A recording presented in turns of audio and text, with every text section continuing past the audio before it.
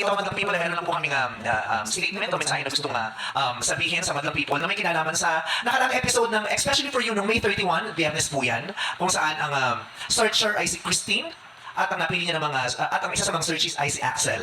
So naging matunog po to at usap-usapan sa lalong-lalo sa social media tungkol dun sa pag-call out ng mga hosts doon sa gesture o kilos ni Axel sa nakita namin at ng karamihan sa mga tao sa loob ng silid na ito ng studio ng kanyang akmang pagbeso dun sa kay Christine kung saan kinall out namin siya base sa aming reaksyon ng kami ng mga hosts Base sa mga nakita natin. Oo, na reaksyon din ng mga audience sa studio at reaksyon din ng karamihan sa mga nakanood sa mga telebisyon. Ang aming pong reaksyon kung bakit namin siya kinall out ay base sa nakita ng aming mga mata na reaksyon din ni Christine sa ikinilos ni Axel. Okay. So dahil po doon ay nagkaroon ng usapin kung tama o mali yung ginawa namin, kung ito yun ba ay sobra o na-discrimina ba ang si Axel dahil sa base sa sinasabi ng mga tao na sa kanyang itsura kung bakit hindi nararapat yung kanyang ginawa. Okay, at dahil kamakailan lang din po ay nag-post si Christine, yung searcher, na sinabi niya sa TikTok na hindi daw siya na-misinterpret daw namin yung kanyang reaksyon sa ginawa ni Axel na hindi daw siya na-off. Okay. At base dun sa kanyang statement na hindi siya na-off, I felt like kung hindi ka naman pala na-off, ibig sabihin, mali nga yung reaksyon namin. So dapat hindi namin kinall out si Axel. Kasi nga, ulit, ang aming ginawang reaksyon, ang pag-call out namin ay base sa aming reaksyon, base sa nakita namin. So I said I will say an apology.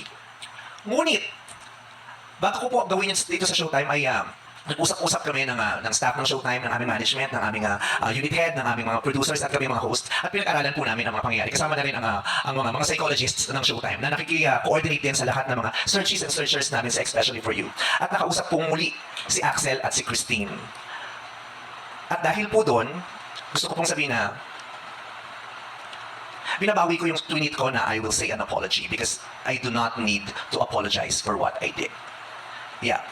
Ito po ang aking paniniwala. At paniniwala din namin na hindi namin kinakailangan mag-apologize because what we did was right.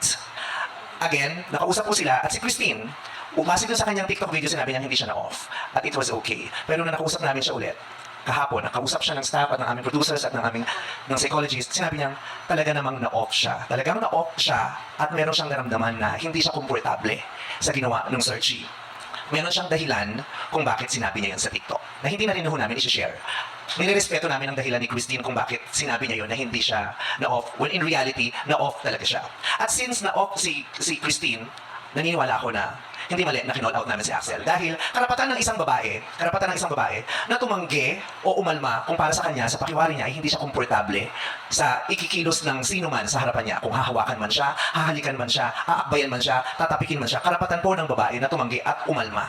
At yun po ang nakita namin noong araw na yun. May pag-alma si Christine, kaya kinall out namin. Dahil obligasyon po rin namin. Then imagine, kung may ganung pangyayari na mayroong boundary na natapakan pero wala kaming ginawa, i-call out din po kami. At bilang main host po nung segment na yun, it was my duty to call that action out. Dahil kung di ko rin ginawa yun, ako makakall out. Bakit namin hinahayaan? Ginawa po namin yan para protektahan ang aming guest din na hindi matapakan ang kanyang boundary bilang isang babae ng puntong yun. Ay, yung nakita ko ng time na yun, talaga nahawi niya. And minsan kasi yung katawan natin, nagre-react siya eh. Automatic, di ba? Although parang hindi kita sa TV eh. Yun sa angulo. Pero Sa angulo yung natin. angulo namin dito sa host, talagang, pati yung ibang mga nanonood talaga, kita rin ng mga Kaya nga nanonood. tinanong ko rin sa psychologist kahapon, sabi niya, tama po ba yun na mali yung reaction namin? Sabi, hindi natin masasabing mali, tama po ba yun na mali ang reaction namin? Sabi, hindi natin masasabing mali ang reaction nyo kasi hindi lang naman isa o dalawa ang may parehong reaksyon. Reaction nyo ng majority na nandoon sa silid na yun. Na reaction nyo ng lahat ng host at karamihan sa nasa studio at ganoon din sa mga nakapanood. So hindi natin masasabing mali ang reaction nyo kasi nakita nyo. Mismo kami po, nakita po namin dito. So, nakausap din po namin si Axel. Ako personal kung nakausap si Axel, nauunawaan niya po ang nangyari at kinapupulutan niya ng aral. Yun ang maganda po kay Axel. Si Christine din naman po, nauunawaan namin siya at may dahilan siya kung bakit niya nasabi yun sa TikTok na hindi siya, na okay siya at ibibigay namin siya. Pero ginagawa lang rin namin ito kasi karapatan din naman namin ito. And again, ang gusto kong pakiusap sana na aming lahat, ang gusto namin ipakiusap ay, nawa po ihinto ninyo, nakikiusap po kami, nawa po ihinto ninyo ang pambabash na kay Axel at kay Christine. Una si Axel, nakausap ko siya, maganda na nauunawaan niya. Pinoproseso niya ito at tinutulungan po namin siya, pati psychologist namin ay tinutulungan siya. Magkikita pa nga kami ni Axel, pinangako ko sa kanya. Sabi ni Axel, gusto ko po may request ko makita tayo ulit, magsusorry ako sa iyo. Sabi ko, no, hindi ko mo kailangan mag-sorry sa akin kasi hindi ako galit. Sabi, kasi po nabash ka. No, it's okay Axel kasi sanay ako dyan.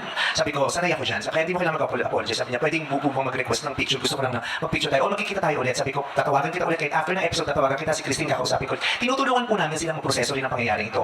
Every after, especially for you, every after episode, tinutulungan sila at ginagabayan po sila ng mga professionals. Correct. At walang ibang makakapagsabi ng kung ano talaga yung totoong nangyari, kundi si Christine at si Axel dahil sila yung nakaramdam ng awkwardness ng time na yun, di ba? At again, karapatan ng babae na umalma. Kung sa palagay niya ay hindi siya komportable, karapatan niya. Yun ang kahalagahan kung bakit kinakailangan humingi ng konsento o ng consent bago ka bumeso, humalik. Although nakasanayan na natin, di ba, na bumibeso na lang tayo bigla. Kasi nasanay na tayo eh. So, kung ang babae ay magpapabeso, karapatan niya yun. Kung ang babae ay matutuwa matapos mo siyang yakapin at besohin, karapatan ng babae yung maramdaman. Pero kung hindi siya matutuwa, aalma siya, hindi siya papayag, karapatan din ng babae yun. Kaya para mas malinaw, walang kapahamakan, mas magandang magtanong at humingi ng konsento o kung papayag yung babae sa gagawin natin sa kanya. Kasi nga, lagi sinasabi, no is no. Kung hindi siya papayag, karapatan na yan. So let's stop shaming Christine na sinasabi, napaka-ate mo, hindi ka naman maganda.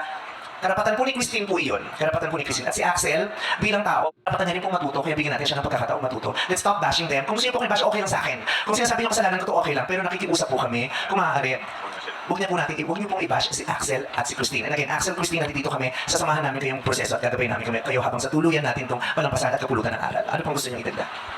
Maganda magkaroon tayo ng kapatawaran no, sa isa't isa. I think marami tayong natutunan dito. Let's all learn from this. Let's all live a loving and caring life. God bless mo sa lahat. Ayan. Okay. Thank you very much, Axel, Christine. See you soon.